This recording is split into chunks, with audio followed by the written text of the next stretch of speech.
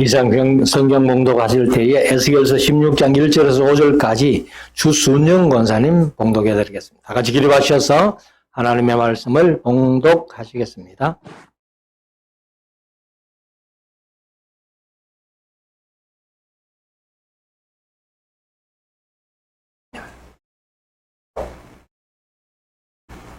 여호와의 말씀이 또 내게 임하여 가라사대 인자야 예루살렘으로 그 가증한 일을 알게 하여 이르기를 주 여호와께서 예루살렘에 대하여 말씀하시되 네 근본과 네 난 땅은 가나안이요 내 아비는 아모리 사람이요 내 어미는 헷 사람이라 너의 난 것을 말하건대 네가 날 때에 이 배꼽줄을 자르지 아니하였고 너를 물로 씻어 정결케 하지 아니하였고 이게 소금을 뿌리지 아니하였고 너를 강부로 싸지도 아니하였나니 너를 돌아보아 이 중에 한 가지라도 네게 행하여 너를 긍휼히 여긴 자가 없었으므로 네가 나던 날에 네 몸이 꺼림받아 네가 들에 버리웠었느니라. 아멘.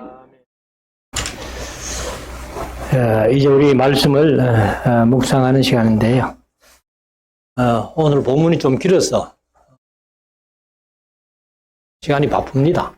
63절까지나 있는 그런 본문이기 때문에 우리 목교사들 위해서 기도도 못하고 그렇게 바로 시작을 하겠습니다. 이 에스겔서 안에는 끊임없이 비유들이 나오고 있습니다. 다음에 17장에도 보면은 비유가 나오고 하는데, 아무튼 우리가 이제 창세기부터 이렇게 쭉 역사서를 비롯해서 예언서 재구성 해가지고 보아왔기 때문에 우리 성도들은 뭐 다 이해하고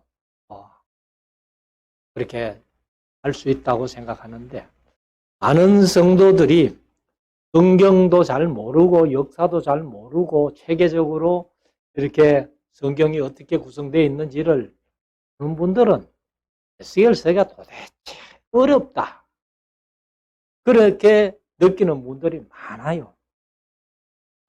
여기도 이제 우리가 16장을 보면은 63절까지 있는 긴 장인데 에스겔서 중에는 제일 길어요.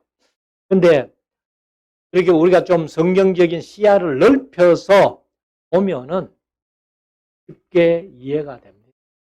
그러나 그렇게 보지 못하면은 쉽게 이해되지 않는 그런 말씀이 에스겔서고, 에스겔 중에서도 16장이 더 그렇습니다.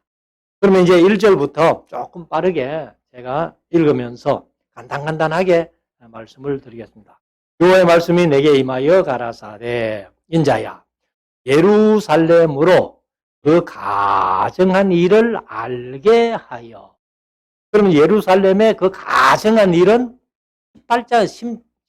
8장에서 봤잖아요. 그러니까 8장에서 그 에스겔을 바벨론에서 데리고 예루살렘까지 가가지고 이 가증한 일들을 다 보여주면서 이렇게 가증한 일을 행하는데 그것이 작다겠느냐, 이렇게 말씀하셨죠. 3절 이러기를 주 여호와께서 예루살렘에 대하여 말씀하시되 이 근본과 난 땅은 가나안 땅이요 네 아비는 아모리 사람이요 네 어미는 헷 사람이다. 이 이제 이스라엘 또 예루살렘이 가나안 땅에서 낳고 아비는 아모리 사람이고 어미는 헷 사람이다. 그렇습니까? 아니죠. 전혀 아니죠. 근데 왜 이런 말씀을 하시느냐? 이 살아가는 모습이, 가정한 모습이 꼭 가나안 사람 같고 그 악한 아모리 사람 같고 그 악한 헷 사람 같다. 이 지금 처신하는 게 꼭 그 모양이다. 이렇게 말씀을 하십니다. 자, 4절 너의 난 것을 말하건대 네가 날 때에 네 배꼽줄을 자르지 아니하였고. 배꼽줄은 사실 탯줄이죠. 탯줄도 자르지 아니하고 너를 물로 씻어 정결케 하지 아니하였고 이게 소금을 뿌리지 아니하였고 너를 강보로 사지도 아니하였나니. 여기 제가 다른 건 다 이해가 되는데 소금을 뿌리지 아니했다 하는 이게 말씀이 이해가 안 돼요. 그래서 지금은 약이 좋기 때문에 소독을 다 하고 합니다만은 그 당시에 아마 소금을 뿌린 것은 소독용으로 하지 않았나 이렇게 짐작을 해 봅니다. 그래서 아이를 낳으면은 탯줄 자르고 물로 씻기고 그리고 소독을 해서 강보에 사가지고 이렇게 고이 키워야 되는데 이 이스라엘이 난 것은 그렇지 못했다는 겁니다. 그래서 5절에 너를 돌아보아 이 중에 한 가지라도 네게 행하여 너를 긍휼히 여긴 자가 없으므로. 그러니까 탯줄도 안 자르고 그 다음에 물로 씻기지도 않고 소금도 안 뿌리고 그리고 강보로 사지도 않았네. 이 중에 하나라도 그를 긍휼히 여기서 한 사람이 있더냐? 전혀 없었다는 겁니다. 그래서 네가 5절 하반절 네가 나던 날에 네 몸이 끓인 바 되어 여겨 이렇게 했는데 원어의 뜻은 고할이라는 단어인데 몹시 싫어하다. 몹시 싫어하다. 난 자체를 몹시 싫어했다는 거예요. 그리고 혐오라는 뜻이 있습니다. 혐오스러울 정도로 싫어했다는 겁니다. 그래서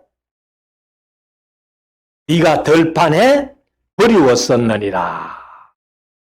내가 네 곁으로 지나갈 때 이제 버려진 아이를 하나님이 지나가시면서 보니까 네가 피투성이가 되어 탯줄도 안 잘랐으니까 나자말자 버렸으니까 발짓하는 것을 보고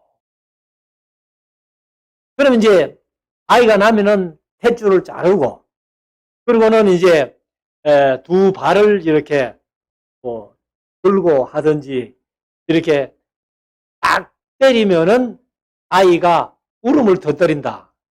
그렇게 얘기를 하는데 그 울음 소리를 듣고 이 아이가 장차 큰 아이가 될지 이렇게 판가름할 정도로 그렇다는 겁니다. 그래서 네가 피투성이가 되어서 발짓하는 것을 보고 이게 이러기를 너는 피투성이라도 살라. 다시 이러기를 너는 피투성이라도 살라 하고 내가 너로 들의 풀같이 많게 하였더니 그럼 들의 풀같이 많게 했다는 것은 근민족으로 키워줬다는 겁니다. 그래서 네가 크게 자라고 심히 아름다우며 유방이 뚜렷하고 네 머리털이 자랐으나 네가 여전히 오히려 개역 개정은 여전히라고 번역했는데 네가 오히려 벌거벗은 적신이었더라. 개역 개정은 알몸이었더라. 그러면 이제 피투성이를 주가지고 하나님께서 어떤 집에 갖다 맡긴 거예요. 맡겨놓고 그리고는 이제 내가 돌아와서 앞으로 이 아이하고 아이가 자라면은 결혼이라도 할까 하고 맡겨놨으니까 맡겨놓고 나니까 이제 크게 자랐다는 거죠. 그래서 이제 다 큰 처녀가 됐는데 근데 그때의 다 큰 처녀가 벌거벗고 있는 거예요. 그래서 이 말씀은 이제 무엇을 말씀하시는가 하면은 하나님이 아브라함을 얘기하시고 그러면 아브라함이 어떻게 하나님이 부르셨는가를 신명기 26장 5절에서 딱 한 군데밖에 없습니다. 잘 말씀해 주고 있는데 너는 또 내 하나님 여호와 앞에 아뢰기를 내 조상은 두리하는 아람 사람으로서 떠돌이 아람 사람이라는 거예요. 소수의 사람을 거느리고 애굽에 내려가서 이건 야곱이 창세기 46장에서 내려가죠. 그리고 거기에 우거하며 필경은 거기서 크고 강하고 번성한 민족이 되었더니 크게 자라도록 하나님께서 역사하셨다는 겁니다.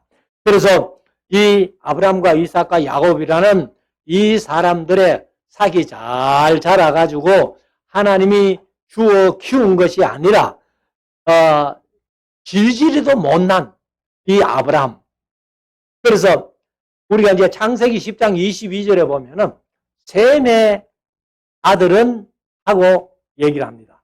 그러면 노아의 세 아들 셈과 함과 야벳인데 셈의 아들 중에서 엘람과 아수르와 아르박삭과 룻과 아람이요. 이렇게 했는데 다섯 아들이 있는데 이 엘람은 성경에는 이제 페르시아, 바사 큰 나라를 이루었지요. 지금은 그 땅이 이란 땅이 됐습니다만은 그 다음에 엘람, 그 다음에 아수르는 뭐 성경에 자주 나오는 그런 나라, 큰 나라죠.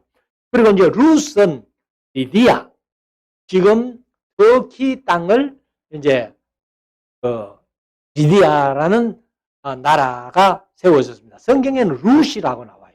그래서 제가 중간사 얘기할 때 리디아의 마지막 왕이 크로이소스였다. 그리고 이제 리디아의 4대 사르디스가 리디아의 수도였다. 이렇게 말씀드렸습니다. 아무튼 큰 나라, 아주 강한 나라를 만들었어요.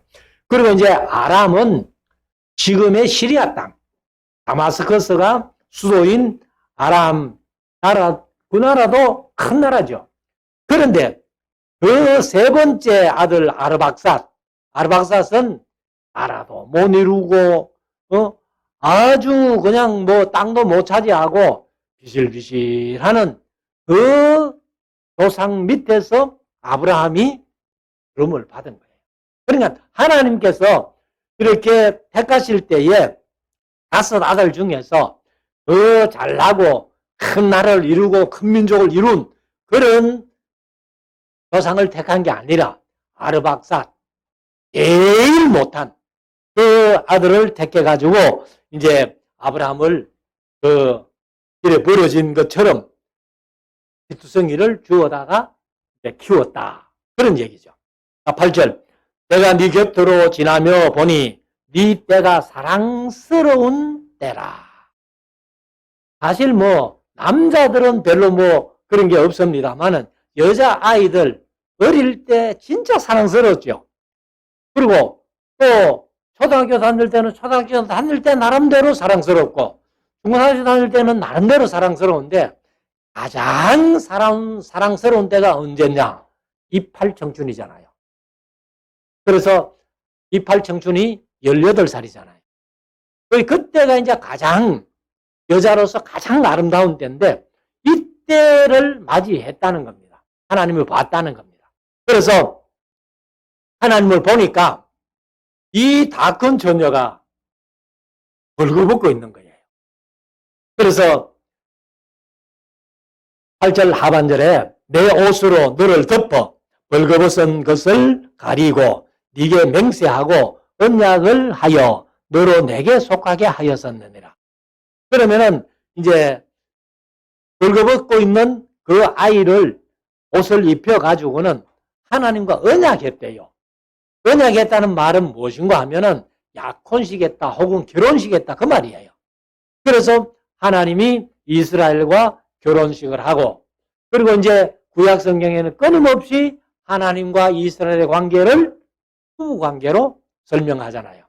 그래서 이제 아주 이야기가 이제 급진전되어 갔는데 이 결혼식 한 장면이 출애굽기 24장 특별히 3절부터 8절까지 내용이 이제 결혼식 하면서 언약을 세우는데 그래서 8절 끝에 나주 여호와의 말이니라.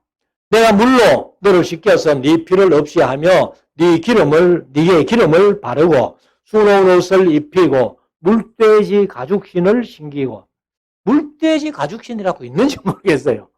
근데 아무튼 물돼지 가죽신을 신기고 가는 배로 띄우고 명주로 덧입히고, 명주가 무엇입니까? 명주하고 모시하고는 달라요. 그런데 개역 개정은 또 모시로 그렇게 표현을 했어요. 아무튼 이제 우리말은 명주로 덧입히고 폐물을 채우고 발고리를 손목에 끼우고 사슬을 목에 들이우고, 이거는 이제 목걸이죠. 그 다음에 코고리를 코에 달고 귀고리를 귀에 달고 화려한 면류관을 머리 위에 씌웠나니, 이와 같이 네가 금은으로 장식하고 가는 배와 명주와 수놓은 것을 입으며 또 고운 밀가루와 꿀과 기름을 먹음으로 극히 곱고 형통하여 왕후의 지위에 나아간다. 그러니까 이스라엘이 드래그 해가지고 시내산에서 하나님과 결혼식하고, 그리고는 이제 가나안 땅에 들어가가지고 거기에서 솔로몬 왕 때에 아주 부귀영화가 크게 달했잖아요. 크게 달했는데 그때를 이제 왕후의 지위에 나아갈 정도로 이렇게 표현을 했습니다. 자, 14절. 네 화려함을 인하여 네 명성이 이방인 중에 퍼졌음은 내가 네게 입힌 영화로 네 화려함이 온전히 영광이잖아요. 솔로몬의 영광, 나주 여호와의 말이니라. 이렇게 화려하게 잘 키워놨더니만은 이 여자가 바람을 피우기 시작합니다. 자, 15절. 그러나 네가 네 화려함을 믿고 네 명성을 인하여 행음하되, 지가 좀 잘났다 싶었던지 나가서 행음하기 시작합니다. 15절 하반절. 무릇 지나가는 자면 더불어 음란을 많이 행함으로 네 몸이 그들의 것이 되도다. 이것은 이제 행음한다는 말은 우상숭배에 빠졌다는 거예요. 우상숭배에 빠졌는데 하나님께서 이스라엘 백성들에게 일계명이 뭐예요? 나 외에 다른 신을 네게 두지 말라 했는데, 하나님 외에 우상을 만들어가지고 그렇게 섬겼다는 거예요. 솔로몬 때에 사실은 1천 여자를 솔로몬이 데리고 살았잖아요. 그런데 그 1천 여자들이 이스라엘 사람들이 얼마나 되겠어요? 전부 외국에 있는 왕들이 솔로몬에게 잘 보이려고 공주 하나씩을 솔로몬에게 붙여줄 때에 이 여자들이 오면서 자기 나라에 섬기던 신을 갖고 와가지고 산당 하나 지어주세요. 산당에 하나 지어주세요. 이래가지고 솔로몬 시대에 감람산, 예루살렘 감람산이 완전히 우상 박람 회장이 되었다는 겁니다. 사실 여자가 이렇게 요구하면은 남자가 힘이 없죠. 삼손도 안 된다니까. 삼손도 드릴라가 그 힘의 비결을 가르쳐주세요. 2번은, 3번은 속였잖아요. 근데 마지막은 진심을 토하니까 머리 깎아버리고 힘이 다 빠지는 그런 일이 있었는데, 아무튼 솔로몬도 여자가 많은 것이 죄예요. 신명기 17장에 보면은 왕이 된 자는 아내를 많이 두지 말아라 했는데, 솔로몬은 하지 말라는 짓은 다 했습니다, 또. 근데 하나님이 솔로몬에게는 큰 은혜를 베풀어 주셨다는 겁니다. 그래서 말을 많이 얻으려고 애굽으로 가지 마라 했는데 애굽에 가가지고 말 사왔지요. 아내 많이 두지 마라 했는데 아내를 1,000명이나 뒀지요. 그러니까 그때는 타락할 수밖에 없는. 그래서 솔로몬의 타락은 열왕기상 11장에 잘 표현해 놓고 있습니다. 자, 16절. 네가 네 의복을 취하여 산당을 너를 위하여 만들고 거기서 행음하였나니 이런 일은 전무후무하니라. 역사적으로 이렇게 많은 산당을 예루살렘에 짓는 것은 전무후무하다. 전에도 없었고 앞으로도 없을 거야. 그렇게 말씀하죠. 17절. 네가 또 나의 준 금, 은 장식품으로 너를 위하여 남자 우상을 만들어 행음하며 또 네 수놓은 옷으로 그 우상에게 입히고 나의 기름과 향으로 그 앞에 베풀며. 그러니까 호세아서에서 이 말씀을 잘 표현했는데 하나님께서 모든 것을 이스라엘에게 다 줬더니만은 그것으로 우상을 만들어 가지고 우상을 섬기고 그렇게 했다는 겁니다. 19절 또 내가 네게 주어 먹게 한 네 식물 곧 고운 밀가루와 기름과 꿀을 네가 그 앞에 베풀어 향기를 삼았나니 과연 그렇게 하였느니라 나 주 여호와의 말이니라. 또 네가 나를 위하여 낳은 네 자녀를 가져 그들에게 드려 제물을 삼아 불살랐느니라. 모압의 신 몰렉이라는 신을 섬기면서 자식들을 불살라서 그 제사를 드렸다는 겁니다. 그 얘기는 사실 우리가 열왕기하서 16장에 정신 나간 아하스, 히스기야의 아버지 아하스가 그 짓을 했다고 기록을 하고 있죠. 그래서 20절 하반절 네가 너의 음행을 작은 일로 여겨서 나의 자녀들을 죽여 우상에게 붙였느냐. 네 어렸을 때에 벌거벗어 적신이었으며 비투성이가 되어서 발짓하던 것을 기억지 아니하고 네가 모든 가정한 일과 음란을 행하였느니라. 우리는 흔히 개구리 올챙이 시절을 모른다 그러는데 하나님의 은혜 베풀어 주신 것을 잊어버리면 안 돼요.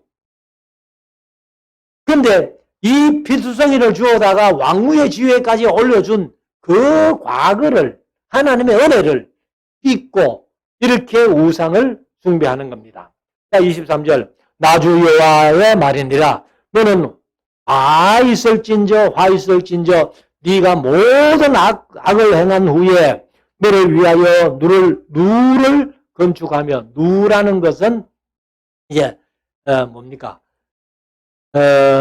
등대 이런 뜻도 있고 성체 이런 뜻도 있는데 아무튼 이제 높은 누를 건축하며 모든 거리에 높은 대를 쌓았도다. 그래서 굉장한 누각을 짓고 왕궁을 짓고 색스러운 산당을 짓고 이렇게 했다는 것을 하나님이 말씀하십니다. 25절 네가 높은 대를 모든 길머리에 쌓고 네 아름다움을 가정하게 여겨 모든 지나가는 자에게 다리를 벌려 심히 행음하고. 이거 한번 상상을 해보세요. 여자가 얼마나 음행을 하고 싶었으면은 그 다리를 쭉 벌려가지고 남자들이 지나갈 때마다 수치를 보여주면서까지 그렇게 행음했다는 겁니다. 자, 26절 하체가 큰 이웃나라 애굽 사람과도 행음하되 심히 없나니 하여 내 노를 격동하였도다. 그러므로 내가 내 손을 네 위에 펴서 네 일용 양식을 감하고 너를 미워하는 블레셋 여자 곧 네 더러운 행실을 부러워하는 자에게 너를 붙여 임의로 하게 하였거늘. 그러면 이제 블레셋 사람들은 야, 이스라엘이 어떻게 그렇게 돈이 많고 잘 살아가지고 그렇게 우상을 화려하게 꾸몄노? 그걸 부러워했다는 거예요. 그런데 부러워하는 그 블레셋에게 붙여가지고 그를 이제 좀 다스리게. 그래서 구약에는 끊임없이 블레셋이 이스라엘을 괴롭혔던 이런 모습들을 보잖아요. 자, 28절 네가 음욕이 차지 아니하여 또 아수르 사람과 행음하고 그들과 행음하고도 오히려 부족히 여겨 장사하는 땅 갈대아까지 심히 행음하되 오히려 족한 줄을 알지 못하였느니라. 그러니까 이제 끝없이 온갖 나라의 모든 우상들을 다 갖다가 섬기는 그런 일을 저질렀다는 거예요. 30절 나 주 여호와의 말이니라. 네가 이 모든 일을 행하니 이는 방자한 선부의 행위라. 네 마음이 어찌 그리 약한지. 네가 누를 모든 길머리에 건축하여 높은 대를 모든 거리에 쌓고도 값을 싫어하니 창기 같지도 않도다. 그러면 이제 창녀라면은 그래도 돈을 받고 몸을 파는데 이 이스라엘은 어떻게 된기 창기 같지도 않다는 거예요. 그래서 32절에 그 지아비 대신에 외인과 여기 이제 개혁개정은 다른 남자들과 사통하여 간음하는 아내로다. 사람들은 모든 창기에게 선물을 주거늘 오직 너는 네 모든 정든 자에게 선물을 주며 값을 주어서 사방에서 와서 너와 행음하게 하니.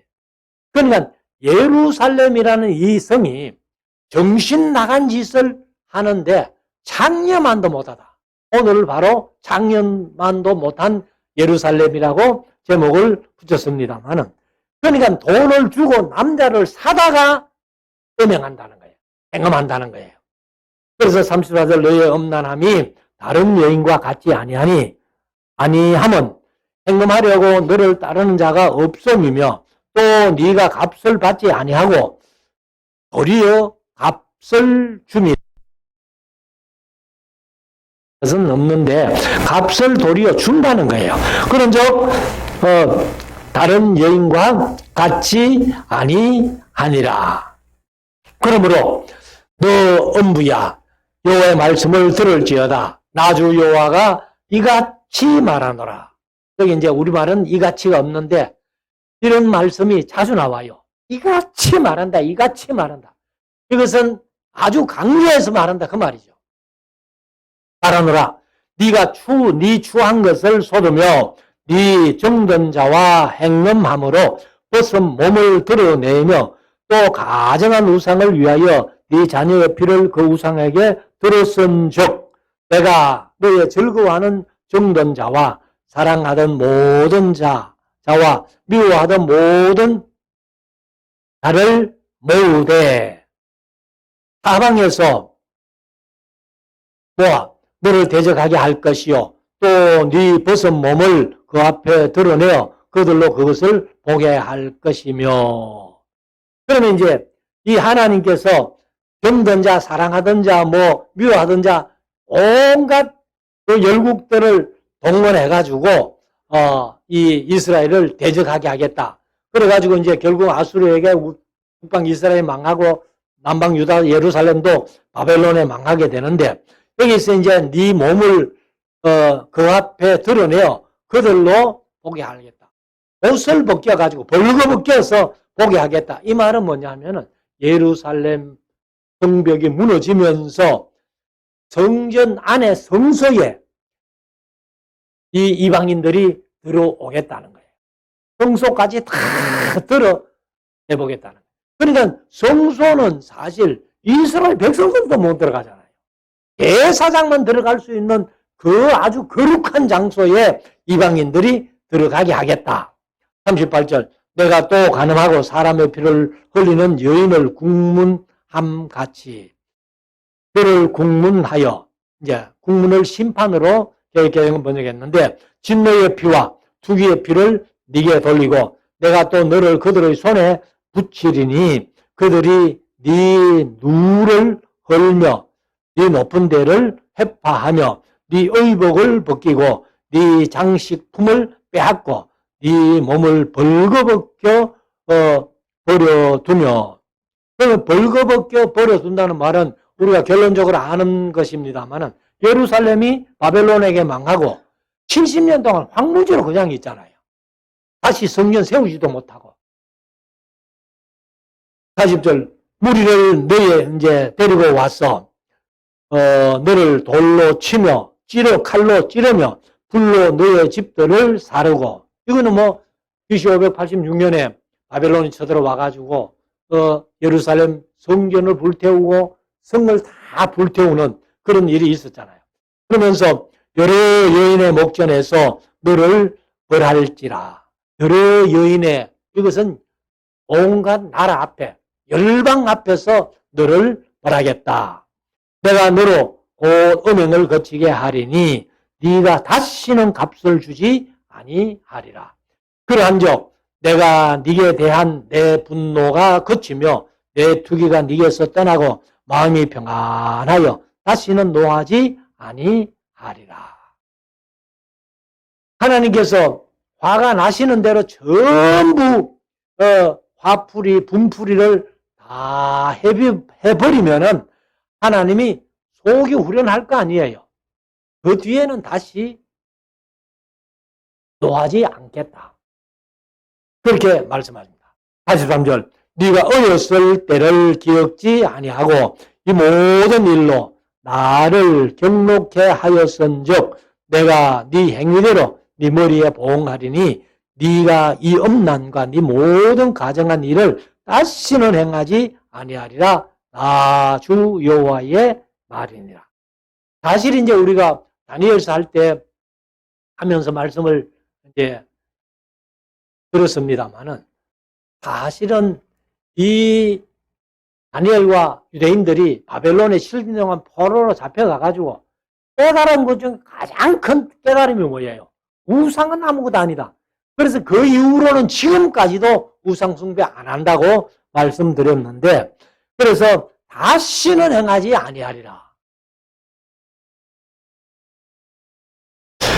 44절 무릇 속담하는 자가 네게 대하여 속담하기를 의미가 어떠하면 딸도 그렇다 하리라. 이것이 속담이 될 것이다. 우리나라의 얘기 중에는 부전자전이 있죠. 근데 이제 이스라엘은 부전여전이에요. 의미가 그러하면은 딸도 그렇다. 이렇게 45절 너는 그 남편과 자녀를 싫어한 의미의 딸이요. 남편을 싫어하고 자녀를 싫어하면은 그 여자는 끝났죠. 그래서 그런 의미의 딸이라는 거예요. 너는 그 남편과 자녀를 싫어한 형의 동생이로다. 네 어미는 해 사람이요, 네 아비는 아모리 사람이며. 뭐 처음에 말씀드렸습니다만 아모리나 헷은 악한 그런 족속들인데 똑같다는 거예요. 그래서 네 형은 그 딸들과 함께 네 좌편에 거하는 사마리아요. 사마리아가 이제 나중에 23장에 가면은 오홀라와 오홀리바라는 자매로 비유를 했습니다. 그래서 사마리아요, 네 아우는 그 딸들과 함께 내 우편에 가는 소돔이라.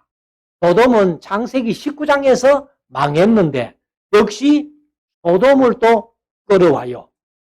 그리고 47절 네가 그들의 행위대로만 행치 아니하며 그 가정한 대로만 행치 아니하고 그것을 적게 여겨서 네 모든 행위가 그보다 더욱 부패하였도다. 나 주 여호와가 말하노라. 내가 나의 삶을 두고 맹세하노니 네 아우 소돔 곧 그와 그 딸들은 너와 네 딸들의 행위같이 행치 아니하였느니라. 사실 이 소돔이 19장, 창세기 19장에서 망하는데 동성연애 때문에 망하거든요. 소돔도 역시 음행 때문에 망합니다. 망하는데 이 소돔은 예루살렘의 동생뻘밖에 안 된다는 거예요. 그냥 예루살렘이 얼마나 음행이 심했는지 우상숭배가 심했는지. 그래 소돔이라는 것은 예수님께서도 마태복음 11장 23절에 보면은 가버나움아 하고 가버나움을 책망하시면서 네가 하늘에까지 높아지겠느냐 음부에까지 낮아지리라.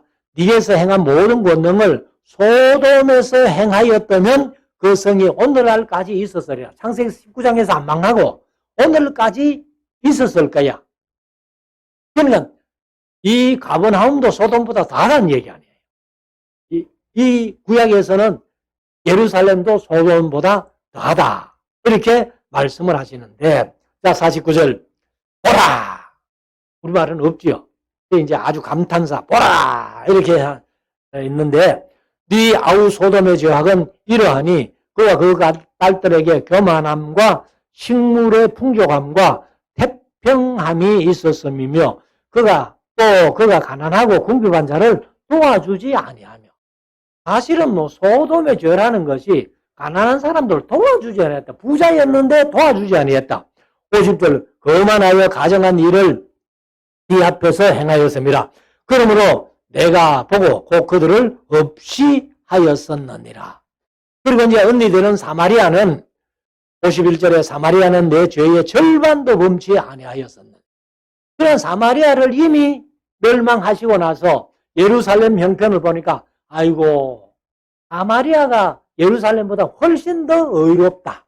하나님이 그렇게 말씀하는 장면이 여러 번 나왔죠.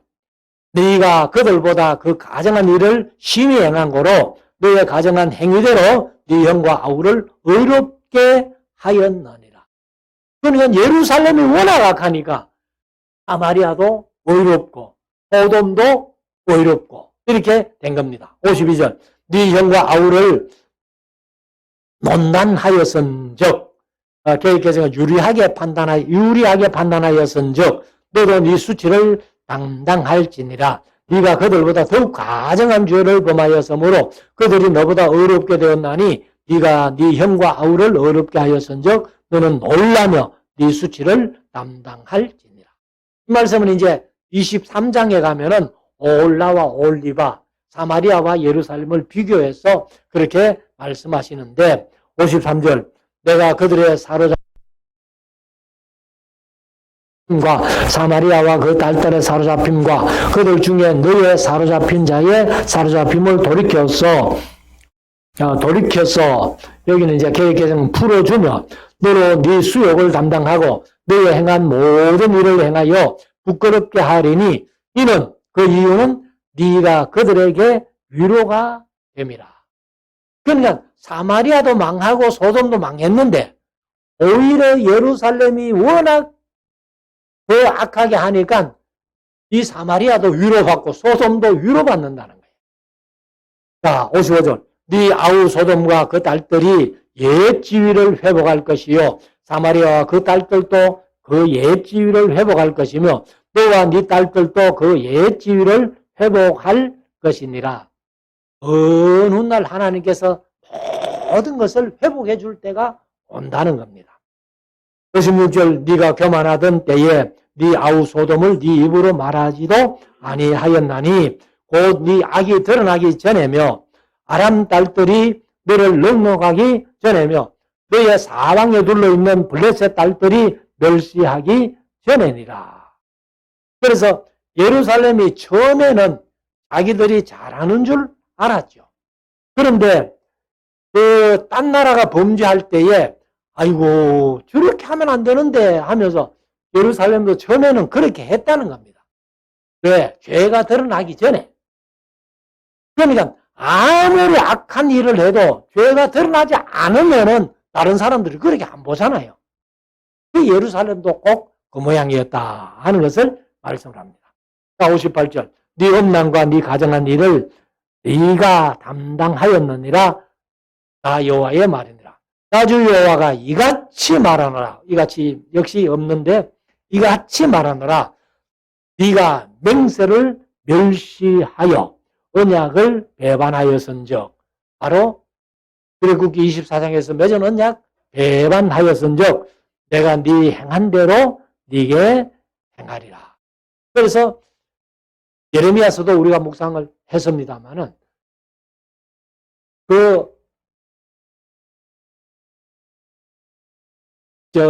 언약을 배반하고야 어떻게 살겠느냐 하는 이런 말씀이 몇 번 나왔죠.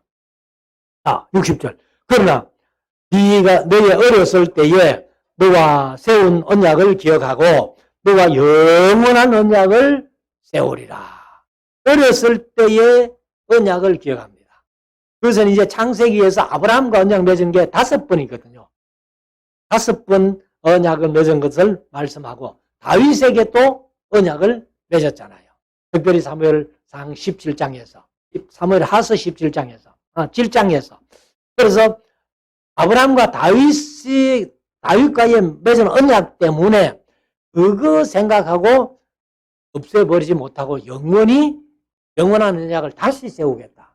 그럼 영원한 언약은 바로 예레미야 31장 31절에 말씀하신 새 언약이에요. 새 언약은 바로 영원한 언약입니다. 61절 네가 네 형과 아우를 접대할 때에 네 행위를 기억하고 부끄러워할 것이라. 접대한다는 말은 대접한다는 말이 아니고 얼굴을 마주 볼 때 그 말입니다. 그래서 형과 아우를 마주 볼 때에 형과 아우의 얼굴을 보니까 부러워진다. 워낙 죄를 많이 범했기 때문에. 그래서 내가 그들을 네게 알로 주려니와 네 언약으로 말미암음이 아니니라. 내가 네게 내 언약을 세워서 너로 나를 여호와인 줄 알게 하리니. 내 언약을 다시 세우는 것은 새 언약이죠. 그래서 마지막 63절 이는 그 이유는 내가 네 모든 행한 일을 용서한 후에 너로 기억하고 놀라고 부끄러워서 다시는 입을 열지 못하게 하려 함이니라. 그러니까 하나님께서 이제 영원한 언약을 세워가지고 이렇게 이제 그들이 영원한 언약을 알면은 부끄러워가지고 하나님 앞에도 다시는 아마 입을 열지 못하게 그렇게 하기 위해서 하나님이 영원한 언약을 세우겠다 하고 주 여호와의 말이니라. 그래서 이 어려운 얘기인데 지금 하나님은 무슨 생각을 하고 있는 거 하면은 솔로몬 때에 그렇게 혹심한 우상 숭배에 빠졌다가 그리고도 받아주시는 하나님이라면 그 앞에서 적어도 예루살렘이 무슨 교만을 떨지는 못하겠죠. 그러니까 한번 받아줬는데 다시 교만 들고 우상 숭배 안 할 거다 하는 것을 이제 하나님이 생각하시고 그것을 기대하고 이렇게 이제 예루살렘의 음행, 죄악을 이렇게 덜쳐내는 겁니다. 그래서 우리가 이 세상을 살아가면서 하나님께서 우리에게 은혜 베푸시고 복 주심으로 말미암아 그 은혜 복을 누리며 사는데 우리가 또 하나님 앞에 범죄하면은 그렇다고 뭐 하나님이 우리를 뭐 구원 안 시키고 그럴지는 않을 겁니다. 그러나 우리의 얼굴을 들지 못하도록 부끄러워하도록 그렇게 하심으로 말미암아 하나님이 다시 하나님의 자녀로 회복할 수 있는 그런 길을 우리에게 열어주신다는 겁니다. 그래서 우리가 이런 말씀들 마음속에 새겨서 우리가 믿음으로 살아가는 삶 속에 언제나 이 말씀, 우리가 이런 말씀들은 다른 교회에서는 잘 안전하거든요. 그래서 우리가 이제 대화 설교하면서 이런 말씀 들으면서 제가 계속해서 강조해서 말씀드린다면은 하나님을 주시게 영화롭게 그런 우리 모두가 될 수 있게